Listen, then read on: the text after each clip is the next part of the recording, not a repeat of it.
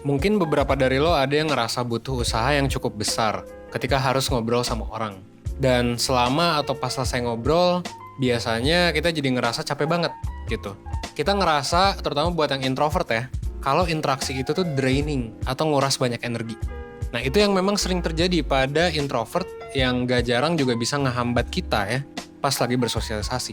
Karena ya kita bakal ketemu orang kan, dan ketika kita berinteraksi sosial, yang memang kita diharuskan untuk berinteraksi, ya mau gak mau kita perlu berinteraksi gitu.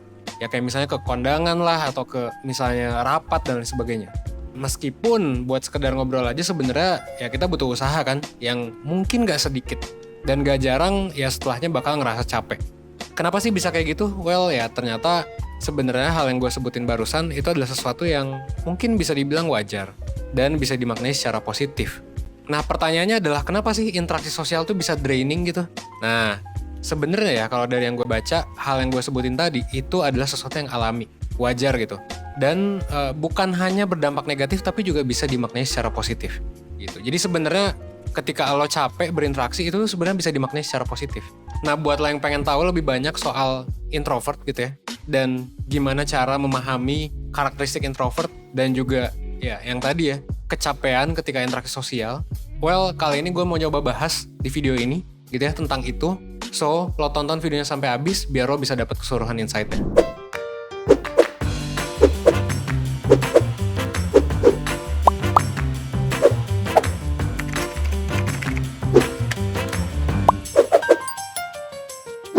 Nah sebelum ngebahas lebih lanjut, ada baiknya memang kita samain pemahaman dulu tentang apa yang dimaksud introvert dan extrovert gitu.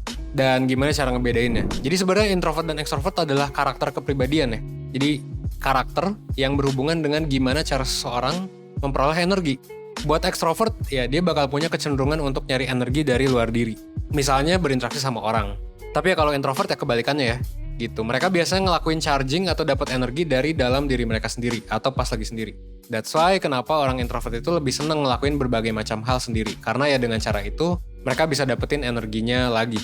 Nah karena mereka dapat energi dari dalam diri, makanya ketika mereka berinteraksi ketemu orang lain dan nerima berbagai input dari luar diri, itu ya bakal lebih melelahkan buat orang-orang introvert. Nah kelelahan inilah yang memang tadi gue bilang ya, gitu yang tadi di awal gue bilang ini disebut sebagai introvert hangover.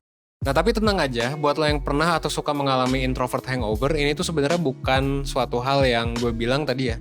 Nggak selalu berdampak negatif, justru malah bisa bermanfaat buat lo. Nah itu yang bakal kita bahas memang di video ini. Terutama untuk lo mengeksplor dan mengembangkan diri lo sendiri. Meskipun realitanya ada banyak situasi di mana kita yang mau introvert atau extrovert harus dealing sama orang-orang gitu, harus berinteraksi. Karena ya basically kan ya kita nggak bisa hidup sendiri ya, kita makhluk sosial gitu.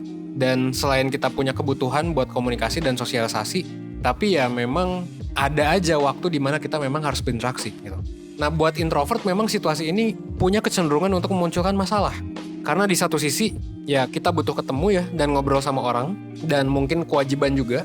Sedangkan di sisi lain ya kita ngerasa capek, cepet capek lah untuk ngelakuin aktivitas itu. Jadinya kayak kita malah nunjukin kesan yang negatif ke orang. Entah itu kita terlihat moody ya, nggak asik, pendiam, atau bahkan mungkin sampai kita dikatain sombong gitu. Nah dan dari situ mungkin banyak dari kita yang kayak akhirnya bermasalah. Terus nanya gitu kan ke diri sendiri, kenapa sih gue kayak gini? Well, sebenarnya alasannya banyak, tapi itu tuh sebenarnya bisa dijelasin secara biologis gitu.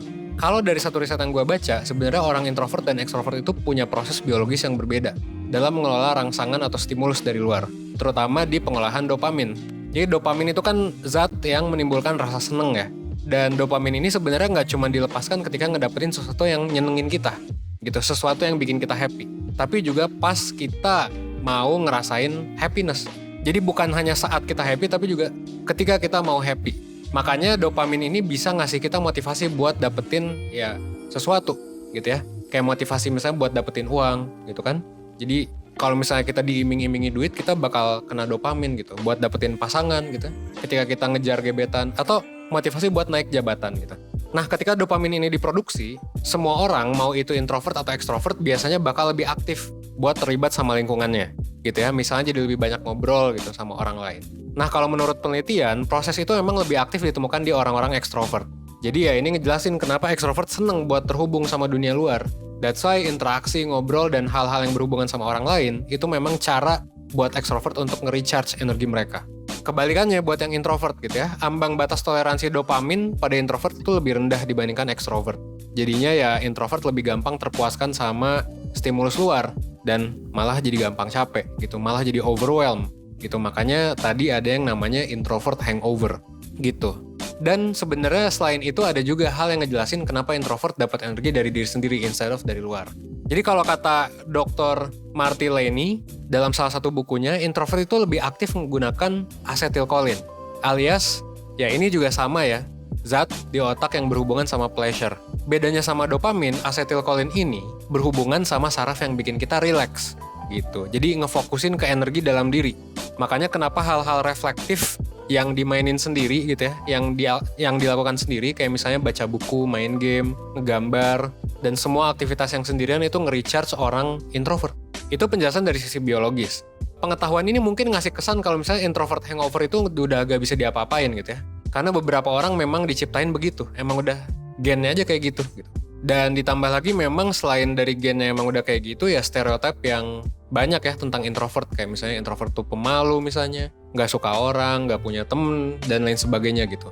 Nah sebenarnya ini juga yang ngedorong kenapa 1% ngadain banyak webinar, ngadain banyak kelas online gitu ya. Kita ada kelas online introvert by the way, tentang ya khusus untuk ngebahas ini gitu.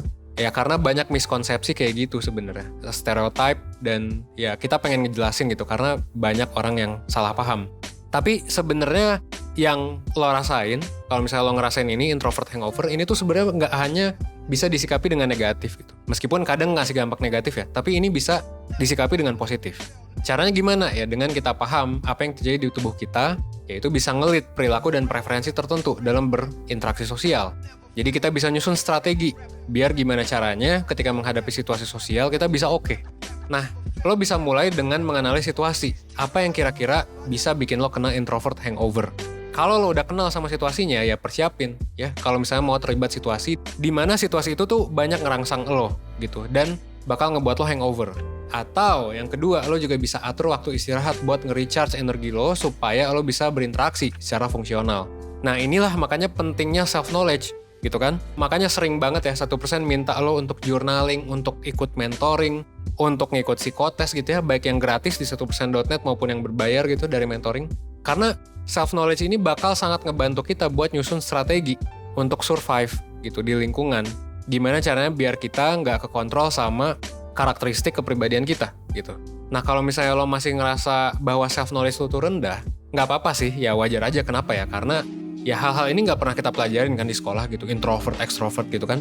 Dan mungkin ini juga pertama kalinya lo ngedenger informasi kayak gini, ya nggak apa-apa sih, that's why 1% juga ada kan.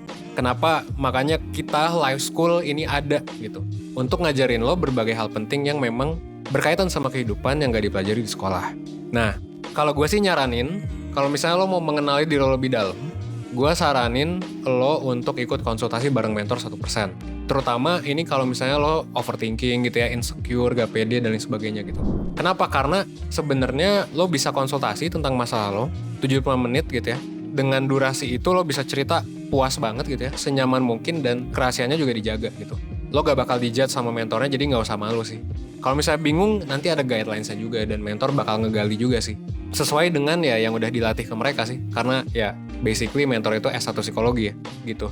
Lo juga bisa milih mau mentor yang mana dan ngejadwalinnya kapan aja. Dan nanti juga mentor 1% bakal nge-guide lo untuk nemuin solusi dari masalah yang lo alami.